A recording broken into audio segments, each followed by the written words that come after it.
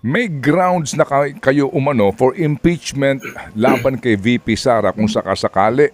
Ano po, matapos nga po ang ilang mga araw po ng pagdinig sa inyo pong komite. Can you please elaborate, sir?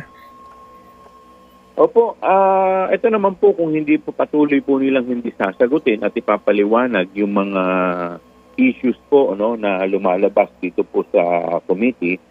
In fact, tomorrow po, mayroon po kaming nakaset sa committee hearing at inimbitahan po natin yung kanilang mga resource person. Isa po sa nakikita po nating ground ay yung hindi po mapaliwanag na napakalaking amount po nung pagrenta nitong mga safe houses.